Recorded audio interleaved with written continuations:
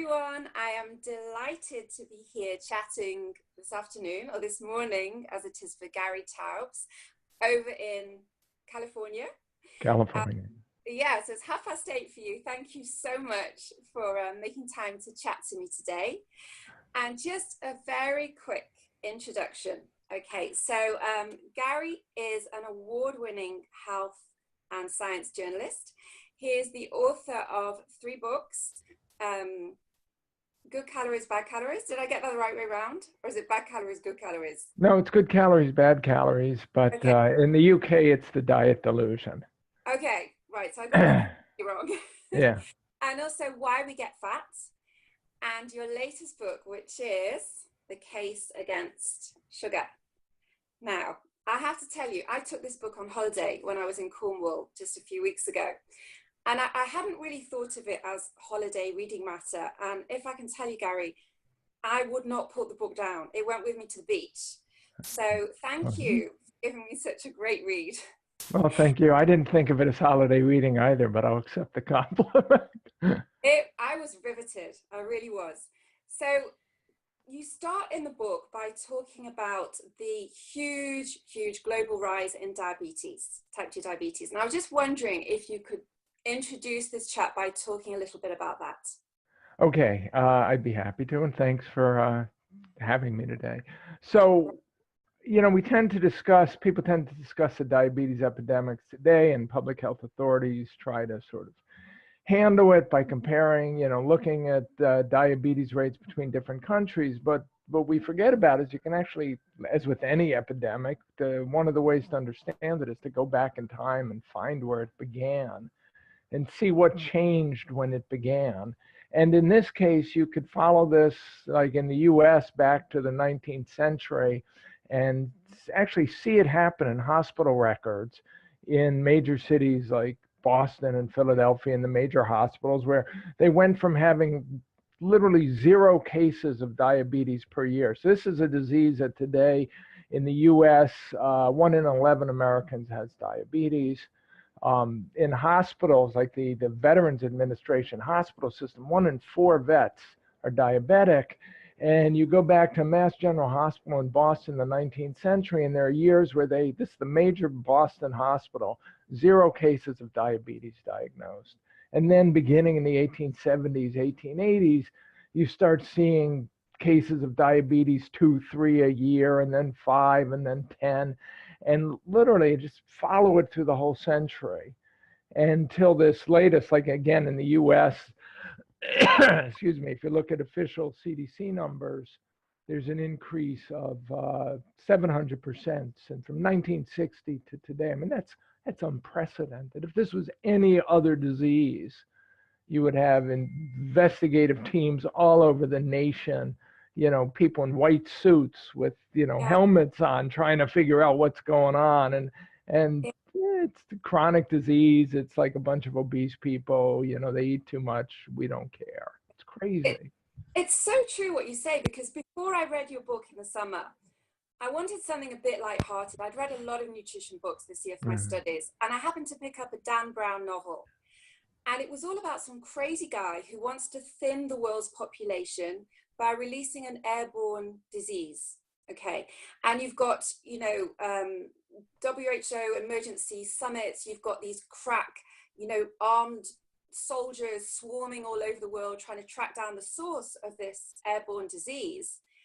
And I'm thinking, we have a disease. We have a disease that's spreading across the world right in front of our eyes. And as you say, we're just sitting on our hands and watching it unfold. Yeah, it's pretty grim. The Director General of the World Health Organization a year ago called the Obesity and Diabetes Epidemic slow motion disasters. Yeah. And then she predicted, she gave an estimate of what she thought the odds were, not that they would curb these epidemics, but that they would prevent a bad situation from getting worse. And her estimate of the odds was the virtually 0 chance of success. And you think, again, it's, any other disease, like heads would be rolling, people would be getting fired, entire, organizations would be manning up. Think if this was Ebola, But, It's a chronic disease. And the funny thing, or the ironic thing, and there's nothing funny about it, is you go back into the medical records, and back in 1921, Elliot Jocelyn, who was the leading authority on diabetes in the US, or becoming the leading authority, made exactly the same point.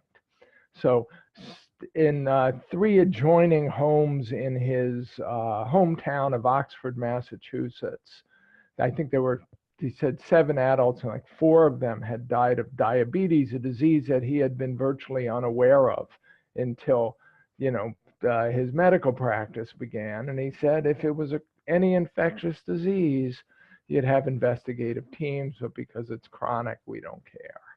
And Yeah. it's the same thing, and it just gets worse and worse and worse. So the Yeah. question, what's the cause? That's what the book is addressing. What's different? Yeah, what is different over the last few decades? So talk me through what's different. What is the cause of all these clusters? Okay. Because it's a cluster of diseases, and it's not just type 2 diabetes. Well, it's obesity, type 2 diabetes, insulin resistance, in effect, which is, when your body's resistant to the action of the hormone insulin that we secrete to handle the carbohydrate content of our diet.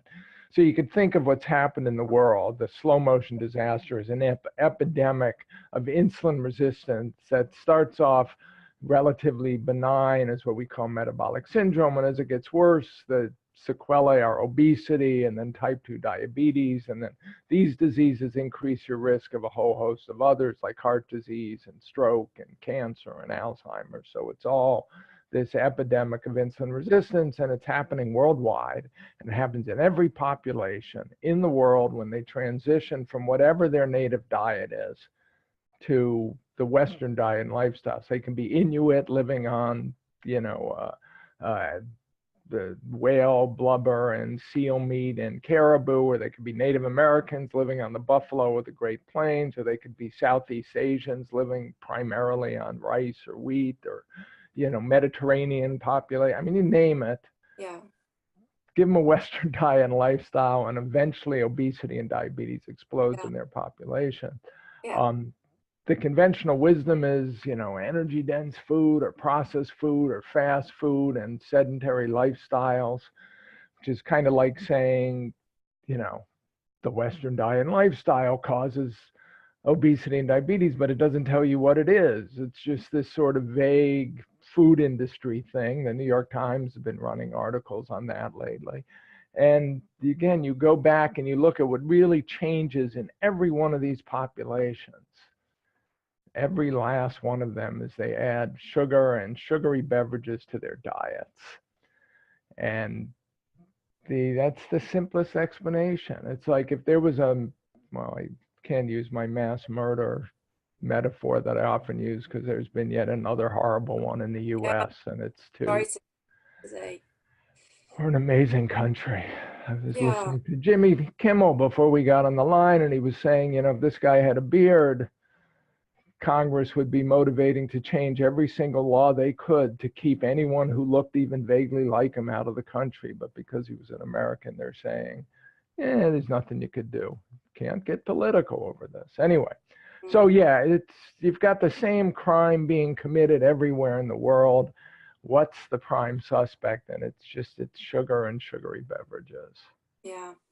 And actually, the bit in the book where you talk about these native, indigenous populations really upset me, Gary, because they were just living their lives, and thriving and doing just minding their own business. And suddenly it seemed like this diet was foisted upon them, and their health just went, and with it, their livelihood, their lives, on all this suffering. They really, really suffer for what? It's crazy. Well, this is also one of many sufferings we happen to inflict on our indigenous population. So it's sort of, this was like the end product. First you take their continent, then you dump your lifestyle on them, and then you end up with indigenous populations that have almost, again, unbelievable levels of obesity and diabetes. There are, for instance, First Nations populations in Canada that went from, having virtually zero diabetes to, 40 years later, one in every two adults is diabetic. Wow. And yes, you see similar increases in obesity, so it's easy for us to blame gluttony and sloth, but the far simpler, physiologically reasonable explanation is sugar. Sugar causes insulin resistance. Insulin resistance causes everything else. Yeah. And the first signs of this whole phenomenon, it starts with the tooth decay, especially in the Yeah. kids. So this is the beginning of a continuum which ends in, this cluster of chronic disease and an early death. So, Yeah. but it happens slowly, doesn't it? So people. And that's the thing. It happens so you disassociate, when you give people drugs, people start taking drugs of abuse, you tend to see the negative effects pretty quickly, and it's very easy to link them to the drugs. Like somebody shooting up with heroin, they act abnormally, and when they get an overdose, it's clear that the heroin was a problem, and there are needles left all over the place. With sugar, we start giving it to infants. Babies, almost newborns, get sugar too, for circumcision ceremonies. It's clearly a psychoactive substance, of nothing else a painkiller. The science is, it's hard to do studies in humans of addictive substances, so you can take children and give them sugar and cocaine and see which is worse. We give them the sugar, we don't allow them to, they're not going to get access to the cocaine or the heroin or even the cigarettes or the alcohol technically until they're, almost adults and almost capable of making bad decisions for themselves. But sugar, we give it to them as infants, and in animal studies, at least, it is indeed, more addictive than any other drug of abuse. I mean, there's some fascinating, horrifying studies where rats addicted to cocaine or heroin will preferentially choose to become addicted to sugar and lose those other addictions. And then once we've got our children, at least dependent on this drug on some level for happiness, whether you call that technically an addiction or not. You don't, if you have kids, the effect sugar has on them. Then you don't see the results. I mean, the tooth decay you see pretty quickly. Behavioral issues, I mean, we see them whether they're really from the sugar or sugar withdrawal or they would have them anyway is very hard to say. But then the problem is you've got, the other side effects which take decades to manifest themselves. And by the time they do, everyone in the population consumes sugar. So it's very hard to study if 50% of the population could eat sugar and remain thin, and 50% eating the same amount of sugar will become obese and diabetic. And it takes decades for that difference to determine who's who. It's exceedingly difficult to study it in any kind of meaningful way. Yeah. I think that's part of the problem with persuading people to at least curb the sugar, is that you don't see these effects. You have a frappuccino and you don't fall down dead. It's so slow. And I remember having a conversation with my middle child, Louis. He's now 16. He's a really bright kid. But a couple of years ago, I'm always pulling out articles from the Times about diabetes and Alzheimer's and everything, in the hope that my kids will take their cue and stop eating the rubbish. He said to me, I don't care if I get diabetes, because by then there'll be a cure. And it just took my breath away, because I thought, what a stupid thing to say from such a bright kid. But that was just how he thought. And he also said, which also took my breath away, I would rather have my frappuccino every day and die 10 years earlier. So well, everyone thinks that until they, you're right. And not only it's a natural way to think, and kids particularly. I mean, I can't tell you the stupid things I did when I was young that could have shortened my life by 50 years. Not, and that's, you just don't think about it, doesn't it? It's always fascinated me how why is it that the fewer number of years you have less, the more important they become to you? So when you have 60 years, you're risking, it's like, who cares? But when you've got 5, it's like, oh my God, I got to clean up my act, Uh, make it 5.5. Um, yeah. the, the medical community, it's funny when I give these talks on obesity and diabetes, and I say, look, it's, that together the estimate is that the direct cost to the US healthcare system is $1 billion a day, right? We can't sustain this, but the fact is that's $1 billion. It's going to pharmaceutical companies and doctors and hospitals and healthcare systems, and it's sort of, there's no, in that sense, there's no motivation. Just like your child, there's no one who wants the frappuccino today and is willing to deal with the diabetes. The medical system in general will talk about health, but they make a lot of money treating disease.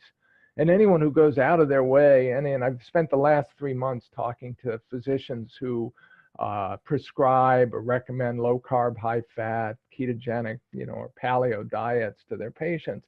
A lot of them talk to me about, what they're trying to do is make their patients healthier, and they're trying to make their patients see them less, stay out of the healthcare system, and they're actually costing themselves money by doing it. Not only does it take more time to talk about diet with your patient than it does to write a prescription for a drug that'll, help deal with the bad effects that come from eating the way they are. But, the goal is to keep that patient healthy so you never see them. And if you never see them, you never benefit from the money you could make treating their disease. It's a kind of crazy system. And there's, together with all the other issues I point out about how bad the science is. Yeah, I mean, what struck me in the book was how it was so few people who had been extremely misguided in their understanding of what was the cause of these chronic diseases. And their thinking had just somehow become enshrined, but they were relatively few in number. It was amazing how that happened. Well, this is what, we forget how small scientific communities were. Like, we live in this world now where about 150, 200 papers are published weekly, maybe 300 every week on obesity and diabetes alone. But you go back in time 100 years when our thinking on these diseases were locked in, and it's like 5 people. Literally, I mean, 5 around the world, in Germany and France, and 1 guy in England, and 1 guy in the US, and a few other people. And they're writing the textbooks. There aren't conferences the way we have today. There aren't thousands and thousands of people. So this is true of every science. Sciences kind of lock in their thought, the way they think about the problems they confront when they're very small and they're dominated by a handful of people, and there's, they're making these decisions about what they're going to trust and what they're not. But if the people who dominate the field make the wrong decisions, Yeah. you lock in those thought patterns forever. And then the bigger the field gets, the harder it is for it to change. It's like trying to change the direction of a rowboat versus trying to change the direction of a Titanic.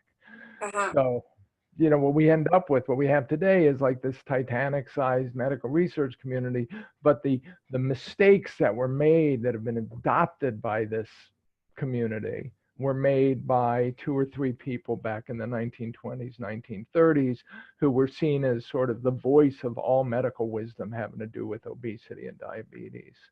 Okay. When So, you look historically, again, it's tragic and bizarre and almost incomprehensible. But if you don't look historically, you can never tell how we got here and why we believe this nonsense. okay, and by this nonsense, what we're talking about is these chronic diseases being pegged on fat, specifically saturated fat, whereas sugar was just let off the hook all this time.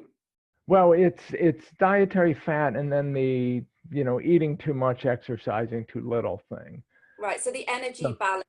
yeah, the energy. So in the beginning by the 1920 or so, the obesity people have decided that obesity is all about energy and taking in too many calories, because they know physicists have come up with the laws of thermodynamics, and those must hold, and all they can study is energy content of foods. So they're locked on this energy idea. The Europeans studying obesity are thinking it's got to be a hormonal disorder, but the European school vanishes with the Second World War, and literally, figuratively goes up in smoke. It just evaporates. After the war, we lock in this idea that obesity is just caused by consuming too many calories. So the only thing that matters in whether or not a food can make you fat, and this is still 100% believed by the community today, or 95%, is the caloric content of the food. In that case, sugar is benign. Even when people start talking about sugar being fat, the sugar industry says, sugar being fattening. Sugar can't be fattening because a calorie is a calorie. And Yeah. a teaspoon of sugar has got fewer calories than your morning egg or whatever it chooses, half a grapefruit, whatever you're eating is a diet food. So therefore, sugar is harmless. And the sugar industry seems kind of manipulative by doing this, but they're only saying, look, this is what nutrition and obesity researchers believe. Yeah. This is the conventional wisdom, and they tell us it's true, so we don't have to think anymore. Then this gets worse in the 1960s, when the heart disease community starts focusing on saturated fat as a cause of heart disease. So now it's like they're afraid there's a heart disease epidemic going on. How do you stop the heart disease epidemic? Well, you get people to eat less saturated fat. And there's British researchers, particularly John Yudkin, and arguably the smartest nutritionists out there, saying, no, it's not fat, it's sugar. Look, sugar is the prime suspect, but all the funding's in the U.S. So the sort of political will of U.S. nutritionists, there's more of them. It's a bigger community. And meanwhile, the sugar industry in the U.S. is actually paying researchers at like Harvard and elsewhere who think dietary fat's the problem to write review articles saying dietary fat's the problem and not sugar. And then the fat also plays into the obesity story because fat is a denser calorie than carbohydrates or protein. So sugar and other carbs are 4 calories per gram. Fat is 9 calories per gram. So suddenly the story grows that not only does fat cause heart disease, but it assuredly causes obesity because it tricks us into eating too much, that same gluttony and sloth paradigm. And the US Congress gets involved, and then these official committees get involved. And by mid-1980s, like there's one government report after another in the US and then the UK saying we should eat low-fat diets and implying that sugar is benign.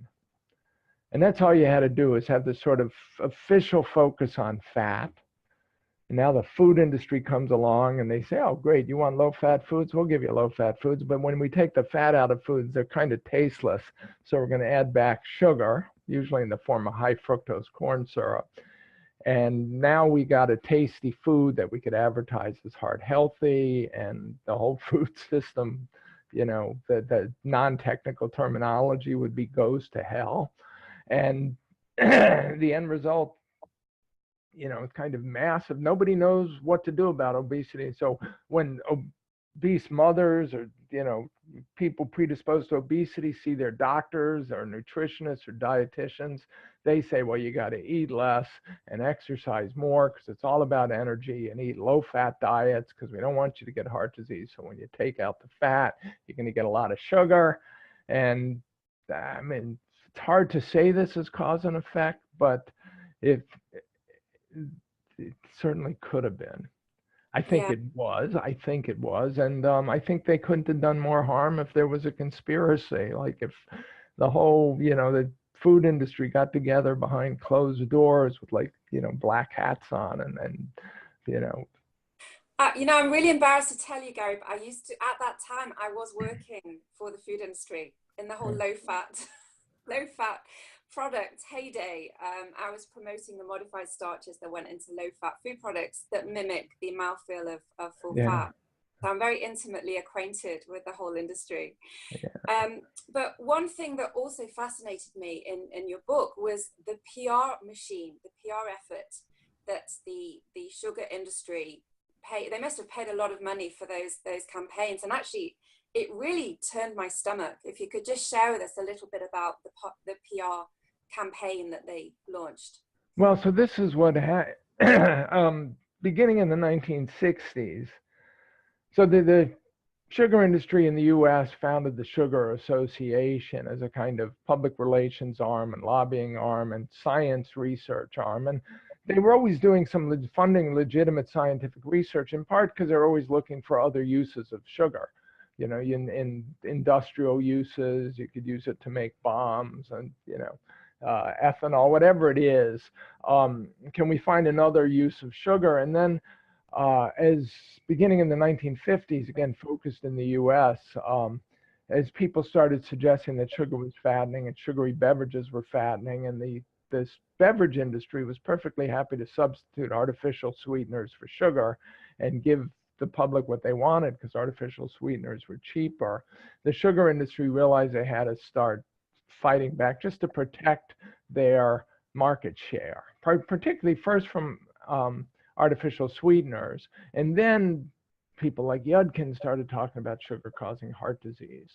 So like I said, they started in the 60s, they started funding researchers to write articles saying fat was the problem, not sugar. And again, I don't think they co-opt these researchers. I think they just paid them to say what they believed. And then in the 70s, when there was talk that sugar was a cause of diabetes, things got even messier. And they hosted some conferences, and the researchers, they brought researchers together, and the researchers said, look, if sugar causes, they didn't have the term metabolic syndrome, but that's what they were talking about. Even in just 20% of the public, the sugar, or 10%, the sugar industry has to establish that, and they should fund the studies to do it. So confronted with this discussion of should we fund the studies, which is what our research consultants are telling us, or something else, they opted for something else, and the something else was this massive public relations campaign. And the public relations campaign starts with, again, hiring researchers who believe that dietary fat is the problem and not sugar, to write a massive report called Sugar in the Diet of Man, and that's going to exonerate sugar completely. And in sort of every disease state say it's not sugar, it's not fat. And then they disseminate 25,000 of these. They fund researchers now just to sort of exonerate sugar. So you can only get a grant from the sugar industry if you have a study design that says, I'm going to show that sugar doesn't do this, or that sugar doesn't cause that. And the FDA, Food and Drug Administration, the US, uses this Sugar in the Diet of Man report to determine whether or not sugar could be perceived as healthy, and they conclude that clearly it can because there's this massive document. So what they managed to successfully do in the 70s is just kind of, and through the, I think, unwitting help of agencies like the Food and Drug Administration, convince the world that sugar is benign. And that's all they had to do. And then the low fat thing comes in, and it's like, you know, it's the perfect situation for the sugar and the corn refiners with high fructose corn syrup. You know, just a tremendously successful campaign. But in one sense, people like to say, you know, does this make sugar industry as bad as the tobacco industry? And I think there's a major significant difference, which is the tobacco industry was paying research. It was sort of the research was clear that tobacco caused lung cancer and that tobacco was addictive, and they had to generate science saying it didn't and it wasn't, particularly that it wasn't addictive. So they were going up against the conventional wisdom. The sugar industry just had to pay people to reiterate what the conventional wisdom was. Fat causes heart disease, fat causes obesity.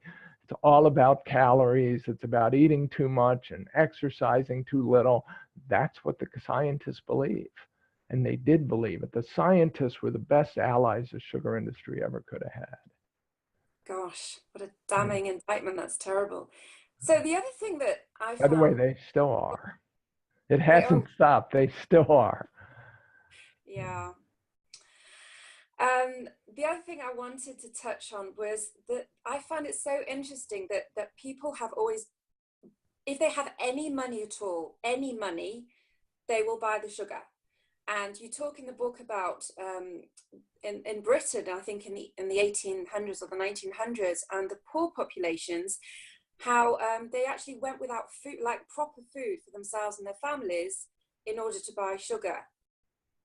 Yeah, this is in this discussion of sort of, is sugar a drug or not? Because you'll clearly see this behavior in drug addicts. And you'll see this in poor populations around the world where they will spend their money not just on sugary beverages, but on Coca-Cola preferably, even if it's more expensive than other sugary beverages.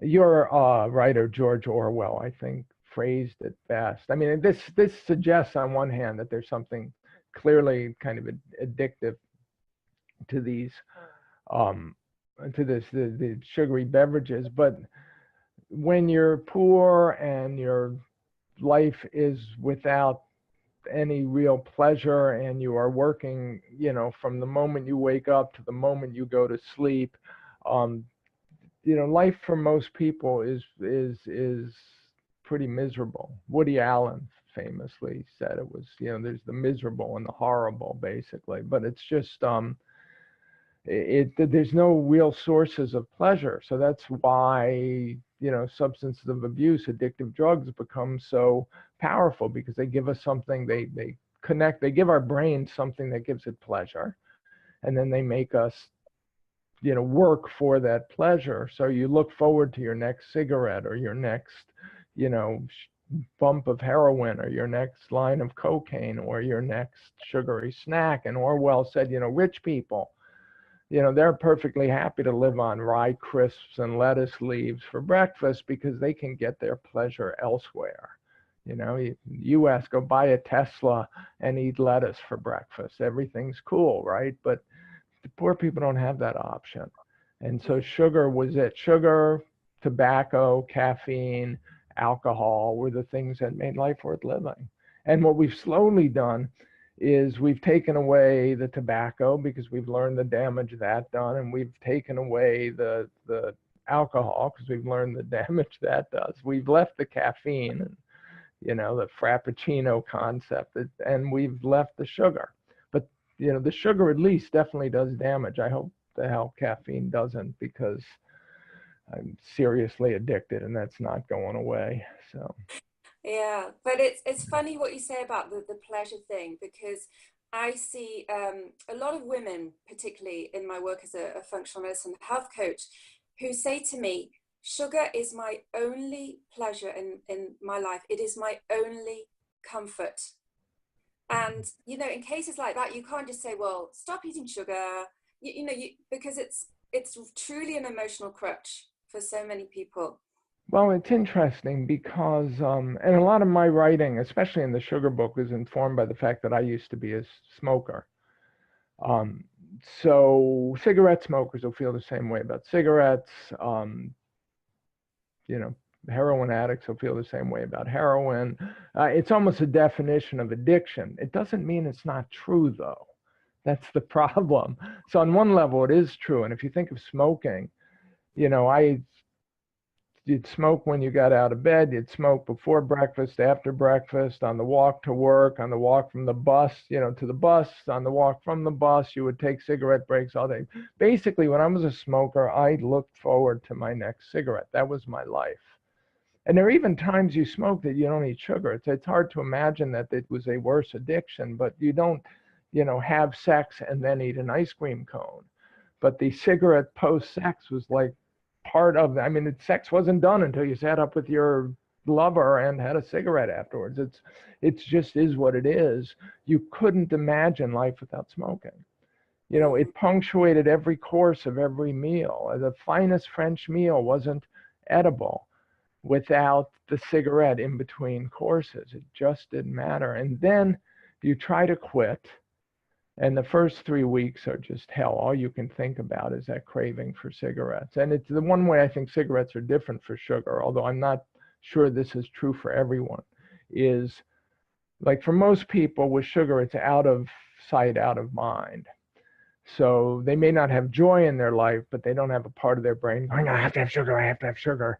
When you quit cigarettes, and this is probably true for other drugs as well, the neurons in your reward center of your brain are really crying out for they need this drug to function.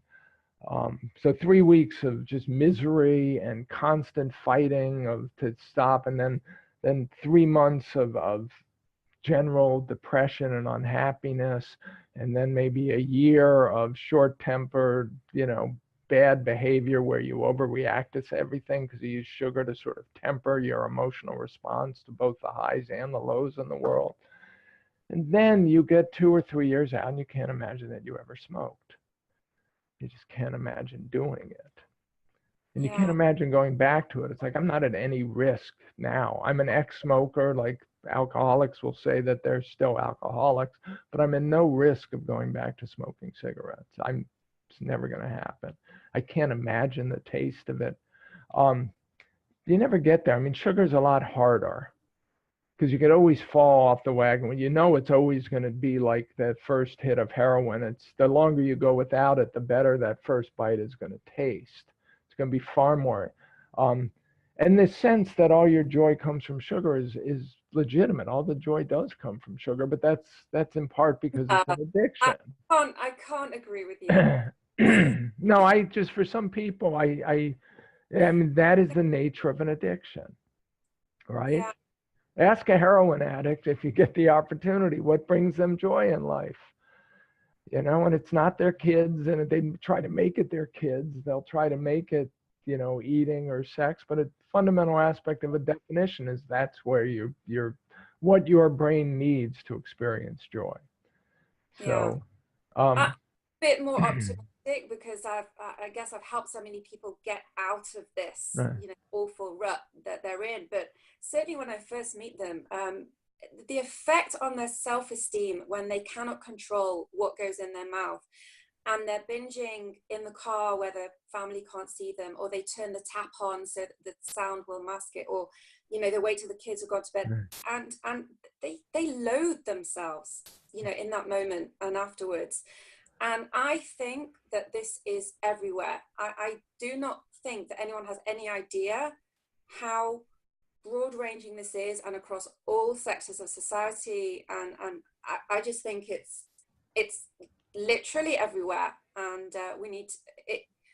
I don't know. I just think it needs treating like an addiction, like we have for gambling or anything else. Yeah, and I agree with you there. I mean, one of the reasons it's so hard to quit. I mean, it's funny. One of the problems I had as a smoker, I lived in New York City, and I could never quit when I was in New York because I'd be walking down the street, people would be smoking around me, and I'd invariably bum a cigarette from someone before I could stop myself. Then I moved to Los Angeles, and if I wanted to bum a cigarette, I had to honk my horn and ask people to roll down the windows because nobody walks there. It's all a driving city. And so the environment had been fixed for me, and I could quit smoking. It still took me a while, and it was still a struggle, and it still went through that year of misery, but I could do it. You can't leave your house. I mean, I'm sure advice you give to people is to clean out the sugar and the junk from the house so it's not immediately available. But then you go to the drugstore and you're waiting in line, or the pharmacy, and they have sweets, on the counter, which are supposed to trigger your brain to... I hate it. I was in the shop this morning buying something, and as you pay with your credit card, they say, would you like XYZ? And they had like maybe 6 different chocolate. It's just pushed on you. Yeah, and the thing is, and we all know this, it's very hard to say no. Just like if you were trying to get off heroin and they were saying, would you like, the Afghan heroin or the Syrian heroin before you check out? I don't know if there's heroin in Syria. I know there is in Afghanistan. But until, again, this is where it comes back to the science and my sort of Ahab-like obsession with this energy balance concept. As long as we perceive this problem as, of obesity particularly, as caused by caloric overconsumption, it's all about the calories. There's nothing special about sugar. Yeah. It's just nothing. It's no worse. You could get fat eating too much broccoli or too much quinoa. Okay. So it's just avocado, there's nothing, it's completely innocuous. Yeah, that's what the argument has always been. It's all about the calories. A calorie is a calorie. And as long as that belief system stays, you know, then all of the, you can't make any of this illegal. You can't say this is bad. We just, in San Francisco, the city of San Francisco across the bay from me just lost a legal ruling where they wanted to label sugary beverages. It's not even causing obesity or diabetes, but contributing to it. And they Yeah. lost it on the basis that a calorie is a calorie. It doesn't matter. I have something So, to show you. I just have to interrupt you there. I have something yeah. to show you.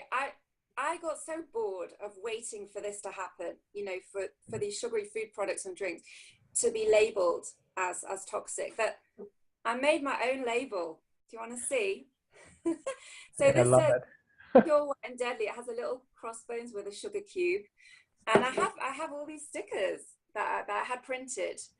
And in fact, the first people to get these was John Yudkin, who you mentioned a couple of times. Yeah. His great grandchildren were Right. sent these, and they handed it out to their friends. So because this is the fact, but we're never going to see it. So I did it for my kids. I mean, this chocolate spread is, the first ingredient is sugar.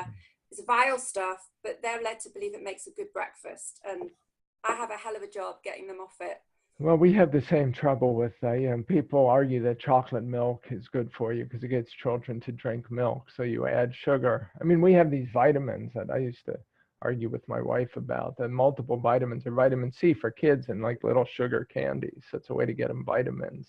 You just load them up with sugar, and it's like, how do you know the sugar isn't doing more damage than the vitamin C is doing good? And it's sort of, I don't know, again, nutritionists and the obesity researchers couldn't have done more harm if they tried. Um,